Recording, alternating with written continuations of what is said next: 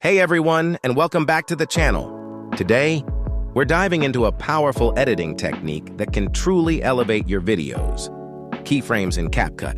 If you've ever watched a video with smooth, dynamic animations and wondered how they did it, you're in the right place. Keyframes are your secret weapon for bringing your footage to life. And I'm going to walk you through exactly how to use them, step by step, based on the techniques you've seen in action. Let's get started by understanding what keyframes actually are. Think of them as markers in time. You tell CapCut, at this specific moment in my video, I want this element to be in this position, this size, this rotation, or this opacity. Then you move forward in time and say, now at this other moment, I want that same element to be in a different position. Size, rotation, or opacity. CapCut is incredibly smart. It automatically calculates and creates the smooth transition between those 2 points. It's like drawing the beginning and end of a line, and CapCut draws all the points in between for you. Now let's break down the process of applying keyframes in CapCut, focusing on the common applications you've likely observed. Step 1. Select your clip and locate the keyframe icon. First things first, you need to have your video clip loaded into your CapCut project. Once you've selected the clip you want to animate on your timeline, look for the keyframe icon. It usually looks like a small diamond or a rhombus. You'll find this icon either directly on the clip itself or within the editing panel that appears when you select the clip. It's often located near the transform controls, position, scale, rotation, or within the animation section. Step 2. Place your playhead and add your first keyframe. With your clip selected and the keyframe icon identified, it's time to set your starting point. Move your playhead, the vertical line indicating your current position in the video, to the exact moment where you want your animation to begin. Now tap or click on that keyframe icon. You'll notice that a small diamond appears on your timeline at that specific point.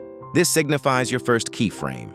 This keyframe records the current state of your selected element, its position, scale, rotation, and opacity. Step 3. Move forward in time and adjust your element. This is where the magic happens. Advance your playhead to a later point in your clip. This is where you want your animation to end or change. Now, without touching the keyframe icon again, simply adjust the properties of your element. For example, if you want to move a graphic from the left side of the screen to the right, you would drag the graphic to the right side of the screen. If you want to scale an image up, you would use the scale controls to make it larger. If you want to rotate it, you'd use the rotation controls. As soon as you make any adjustment to the position, scale, rotation, or opacity of your element, after placing your playhead at a new time point, CapCut will automatically create a new keyframe at that position. This new keyframe captures the new state of your element. Step 4. Observe the automatic transition. Once you've set your second keyframe by making an adjustment, CapCut takes over. It will automatically generate the intermediate frames needed to smoothly transition your element from the state recorded in the first keyframe to the state recorded in the second keyframe. You can then play back your video to see the animation in action. Common keyframe applications you've likely seen. Let's delve into some specific ways. These keyframes are used to create those eye-catching effects. Smooth object movement, position keyframes. This is perhaps the most fundamental use. You've seen text boxes slide in from the side, logos drift across the screen, or images pan across a background.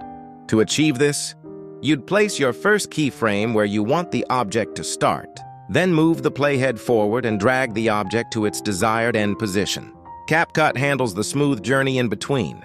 Scaling animations, scale keyframes. Ever seen elements subtly grow or shrink? This is done with scale keyframes. Set a keyframe at the initial size, move forward in time, and then adjust the scale. This is fantastic for emphasizing a point, making an object appear or disappear gradually, or creating a dynamic zoom effect. Rotation effects, rotation keyframes. This is great for adding a sense of spin or dynamism. You might see a graphic rotate into place or a video clip subtly spin to draw attention. Place a keyframe at the starting rotation. Advance the playhead and then adjust the rotation value. Fading in and out, opacity keyframes. Opacity controls how transparent an element is. To make something fade in, you'd set a keyframe at 0%, opacity, completely transparent. At the beginning of the animation, move forward, and then set another keyframe at 100% opacity, fully visible. For fading out, you reverse this. This is perfect for subtle introductions or outros. Combining transformations. The real power comes when you combine these. You can have an object move and scale up simultaneously. You'd set your first keyframe, then move forward and adjust both the position and scale. CapCut will animate both properties concurrently, creating a much more complex and engaging movement. Refining your animations and adding more keyframes.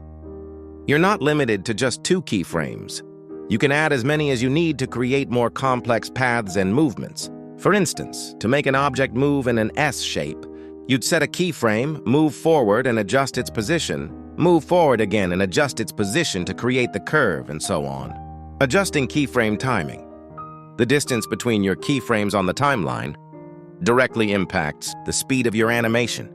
Closer keyframes mean a faster transition, while further keyframes result in a slower, more deliberate movement.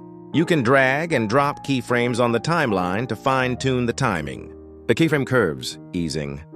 While not always explicitly visible as a separate step, CapCut often applies subtle easing to your keyframes by default, making the animation feel more natural. Easing refers to how the animation accelerates and decelerates.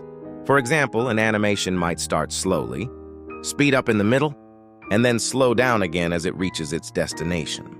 This makes the movement feel less robotic and more organic. You might find options within CapCut to further customize these easing curves for even more control. Responsible guidance. It's important to use these powerful tools responsibly. While keyframes can make your videos incredibly engaging, overdoing it can be distracting. Aim for animations that enhance your message and guide the viewer's eye, rather than overwhelming them. Always consider the purpose of your animation. Is it to draw attention to a specific piece of information? Is it to create a sense of flow and energy? Let your content's needs guide your creative choices. Keyframes are a fundamental building block for professional-looking video editing. By understanding how to set them, adjust them, and combine them, you can transform static footage into dynamic and captivating stories. Experiment with these techniques, and don't be afraid to play around. The more you practice, the more intuitive it will become. Thank you so much for joining me today. I hope this breakdown of keyframes in CapCut has been incredibly helpful. If you found this video useful, please give it a thumbs up and consider subscribing for more video editing tips and tricks. Until next time, happy editing.